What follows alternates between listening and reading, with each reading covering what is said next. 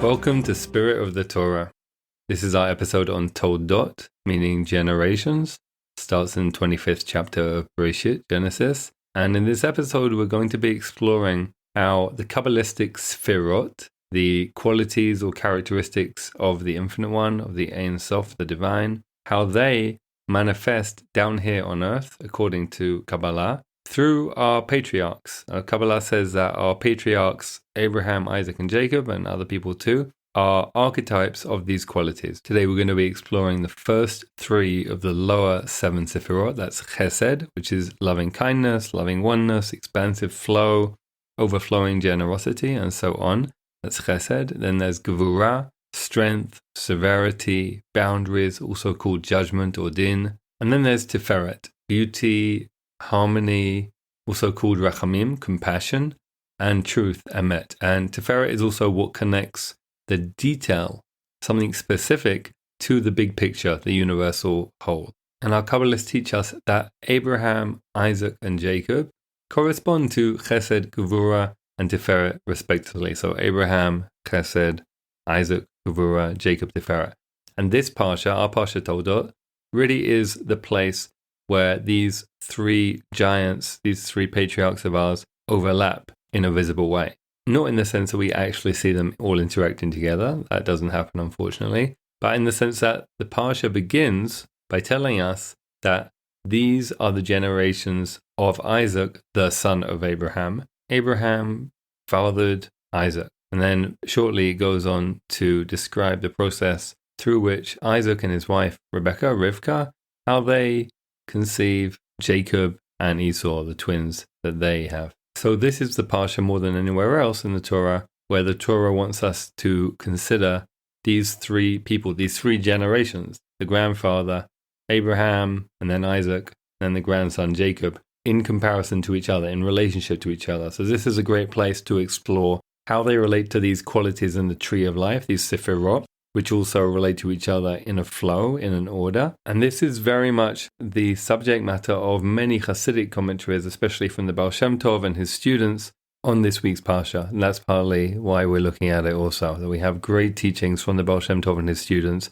about these qualities and how they relate to these people. I think it's important to say that when we talk about archetypes in Kabbalah, it doesn't necessarily mean these people were perfect in every way, or that they perfectly embodied even the one quality associated with them. Rather, we see very clearly in the Torah and many of the commentaries that these are human beings on a journey. As I also mentioned in last week's podcast, it's very clear they make mistakes, they get things wrong, and yes, we can still look up to them. These are the people who, after all, founded the spiritual path that we in our own unique way are walking our own version of. And these are the giants upon whose shoulders we are standing. These and many, many others, of course. But these are the people who came first, who opened those doors. Actually, there's a beautiful image used by the Baal Shem Tov and his students in the Hasidic commentaries to describe this whole process of us following their path, but in our own unique way. And it's very much based on the events that happen in these Torah portions where we see the patriarchs and matriarchs doing their thing, being themselves.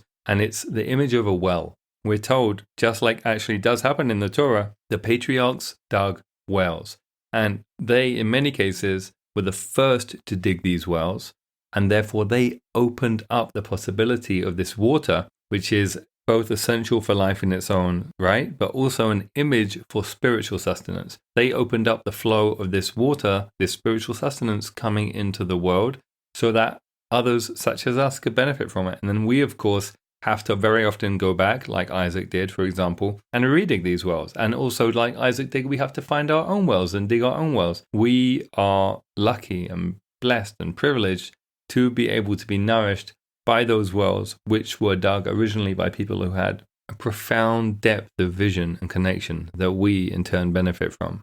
As always, I'll link to the teachings that I use in the notes on the episode so you can see them. And actually, for the first teaching, I'd like to bring one that really illustrates the point that I just said. It's said in the name of the Baal Shem Tov that in the Amidah, the standing silent prayer that we say, we talk about the God of Abraham and the God of Isaac and the God of Jacob right at the beginning of this very important prayer and the first blessing. And there's a question that's asked by our sages, which is, given that the blessing ends with the words Magen Avraham, shield of Abraham, why don't we only talk about Abraham? Why do we need to talk about all three of these different patriarchs?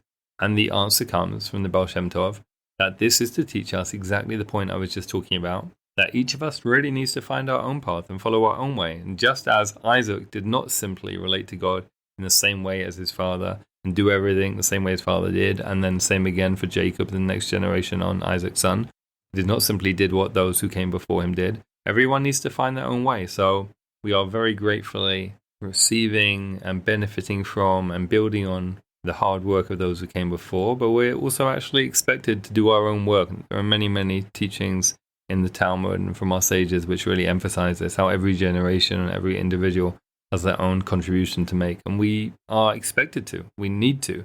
Actually, that's what we're here for. So with that, let's dive into the Parsha. The first line of the Parsha, Bereshit, Genesis 25:19, Ve'ele Toldot Yitzchak ben Avraham, Avraham holid et Yitzchak. These are the generations of Isaac, the son of Abraham. Abraham begot Isaac.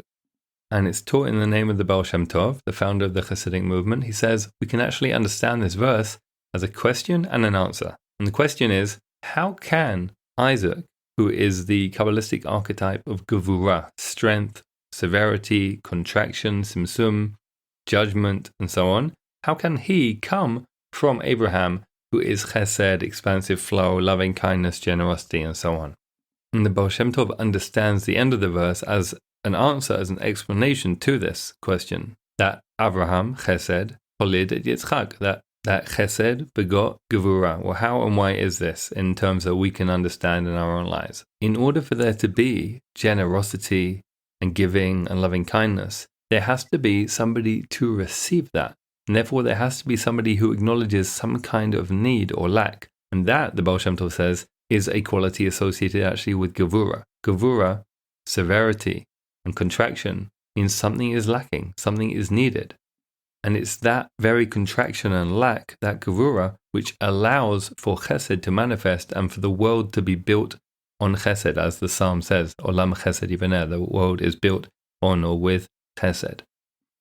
Another way this is sometimes explained is that chesed is sometimes compared to water that gives life. But if we want water to give life, we have to put the right amount of water in the right place at the right time. Anybody who's ever cared for a plant knows this very well. If you water it too much or too little or at the wrong time, it's not going to work. And if you put the water somewhere different, or if you don't have the right container or the right vessel for putting the water in the right place in the right way, it's not going to work. So what is Gevurah? We can understand this quality of contraction or severity as boundedness, as the possibility of there being boundaries in the world. Whereas chesed just wants to flow and give and love without any healthy boundaries. And indeed, chesed is actually used in the Torah in one place, and the Baal Shem Tov talks about this very often. Chesed is used to denote incest. That is a love that does not recognize healthy boundaries, a love that does not recognize that there are appropriate ways to interact with different people in different situations at different times. There are some people we should only interact with in certain ways. That whole notion of appropriateness and boundaries is a quality of Gevurah. And we need Gevurah, the Baal Shem Tov is saying, and our teachers in general in Kabbalah are saying, we need Gevurah in order for chesed to come into the world. How do we see this with our patriarchs in the story of the flow of the Torah? Abraham lived a wonderful life, did many wonderful things.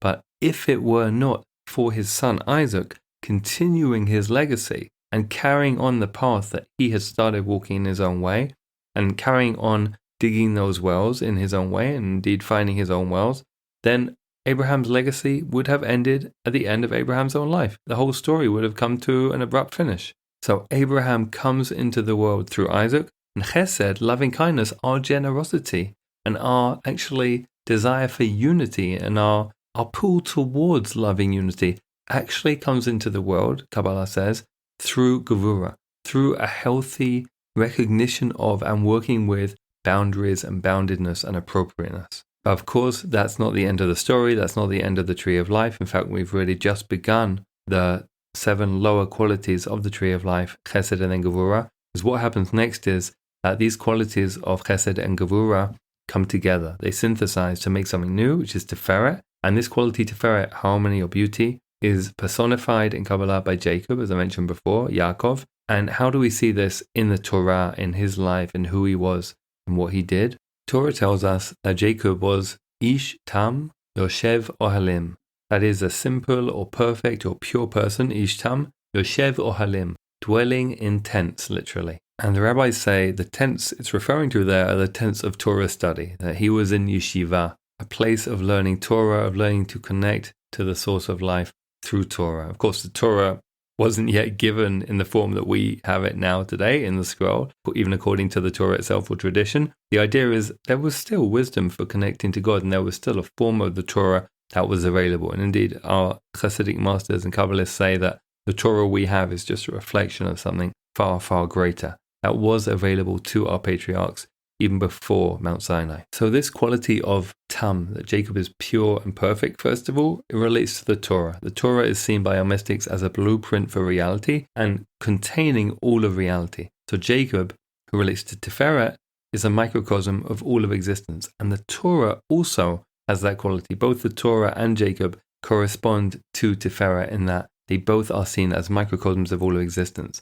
And it's very beautiful how the Baal Shem Tov draws this out. He says, the verse says that Jacob, Yoshev Ohalim, dwells in tents. How can somebody dwell in more than one tent, you might ask? Why doesn't it say that he dwelt in a tent, singular? Well, the answer given is because he embodied this quality of Tiferet that connects the micro with the macro and the detail with the whole. And because what he was doing in his tent was learning Torah, which again is a microcosm of all of existence, Baal Shem Tov says, although he was sitting in one tent, it was as if he was everywhere, performing all the tikkunim, all the repairs, raising up all the sparks in the whole world that he needed to.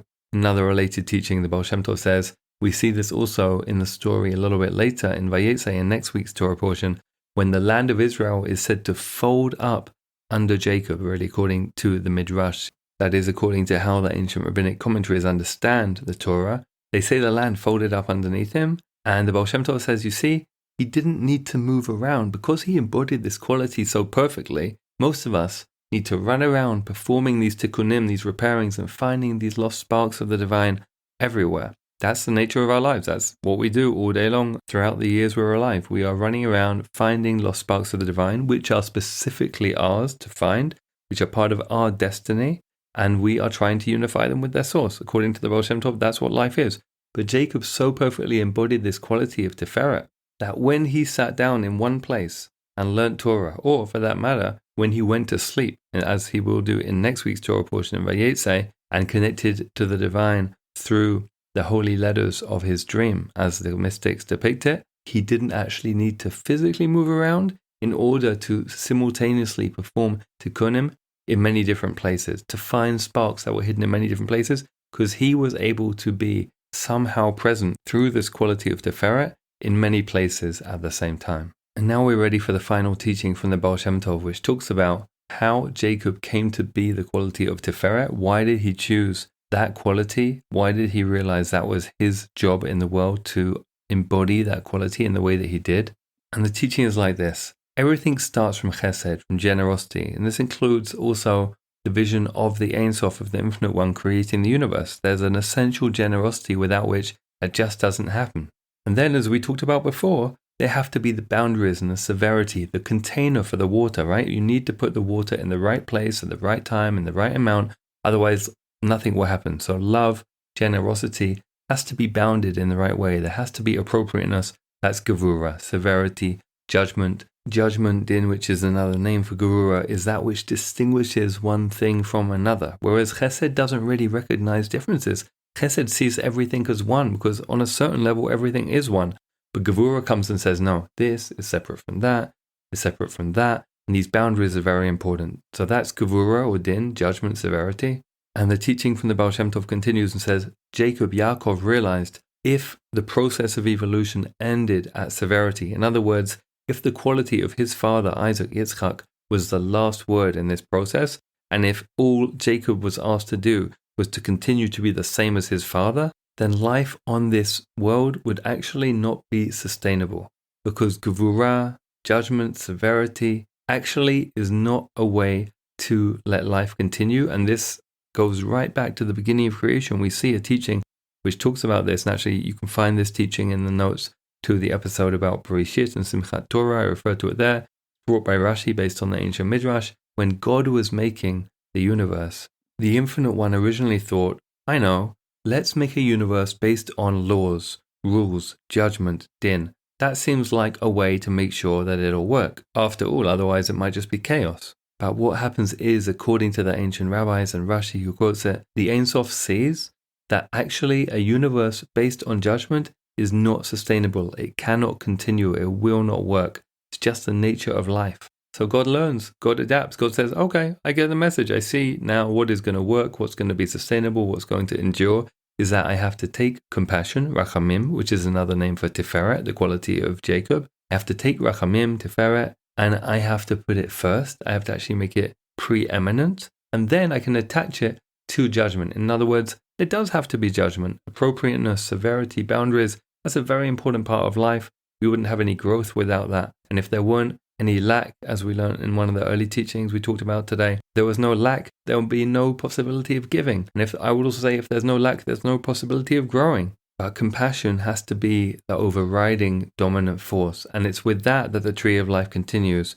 Chesed and Gevurah, these qualities we've been talking about, of expansive, loving, generous flow and severity, they come together, they synthesize to make Tiferet, beauty and harmony, also called Emet, truth, and Rachamim, compassion. And that compassion, that Rachamim, corresponds to our heart, and it's not the end of the tree of life. That's not the end of the process. Some spiritual paths maybe make what seems to be a mistake according to Kabbalah of thinking just compassion is actually enough, because Kabbalah says the journey has to continue.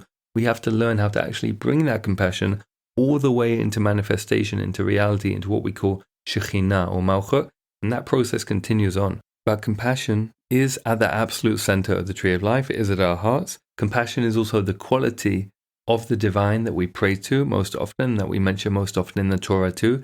The quality of Yud, Hey, Vav, Hey, the unpronounceable name of the divine, is Rachamim, compassion. And in Kabbalah, the explicit goal of our existence and everything we do, and every time we do a mitzvah in Kabbalah, we say this, the goal of everything we do is what? It's to unify Rachamim, compassion, Yud, Hey, Vav, Hey, with Shekhinah or manifestation or that which is. In other words, to bring compassion to everything that exists, both within us and around us in the whole world and so on. That is the goal of our existence and the goal of every single thing we do according to Kabbalah. And it's Jacob, it's Yaakov who is embodying this quality. Again, like I said at the beginning, doesn't mean he does that perfectly all the time or that he is some kind of perfect being. But for the Kabbalists, they have an example in him of someone who is seen to bring this quality into the world in a way which no one had before.